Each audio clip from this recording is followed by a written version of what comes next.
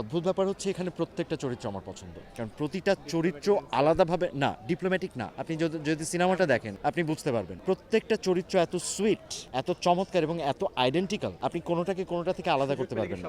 Definitely Mosharraf ভাইয়ের চরিত্রটা আমরা ট্রেলারে হয়তো কিছুটা দেখেছি, বাট মোশাররফ ভাইয়ের চরিত্রটা এর থেকে অনেক ব্যাপক। এক্সপেরিয়েন্স তো অসাধারণ। তানিম ভাইয়ের সাথে এটাই আমার প্রথম কাজ। একটু শুরুর দিকে যে টেনশনে ছিলাম, অ্যাক্টর টু ডিরেক্টর বা ডিরেক্টর টু অ্যাক্টর যে কমিউনিকেশন অসাধারণ। সাথে তো এই শিল্পীদের কথা বলার কিছু নেই, ম্যাক্সিমামের সাথে আমার অনেক আগে থেকেই কাজ করা হয়েছে। সো একটা খুব কমফোর্টেবল এনভায়রনমেন্টে ছিলাম, যে কারণে খুব বেশি মেন্টাল প্রেশার পড়ে নাই। চরিত্রটা মূলত হচ্ছে এই ট্রেনটার বনলতা এক্সপ্রেসের পরিচালক, ট্রেনের মূল হর্তাকর্তা যিনি, যার হাতে পুরো ট্রেনের কন্ট্রোল। এই পুরো ঘটনার মাঝখানে তারও কিছু কন্ট্রিবিউশন আছে, কিছু কিছু মানুষের সাথে তার কিছু কনফ্লিক্ট আছে। ওই জায়গা থেকে খুব ইন্টারেস্টিং ওয়েতে ক্যারেক্টারটাকে এক্সিকিউট করা হয়েছে। আমি 100% এগিয়ে রাখবো, কারণ এই ঈদে যে কয়টা সিনেমা মুক্তি পাচ্ছে সব কটা থেকে একদমই ভিন্ন ধারার সিনেমা এটা। তানিম ভাই এর আগের ঈদে প্রমাণ করে গেছেন উৎসব একটা পারিবারিক সিনেমা, বনলতা এক্সপ্রেসও সেম, যে পরিবারের একদম বয়োজ্যেষ্ঠ থেকে বয়কনিষ্ঠ প্রত্যেকে একসাথে বসে দেখার মতো একটা সিনেমা। এবং আমি বিশ্বাস করি এটা হবেই, যে প্রতিটা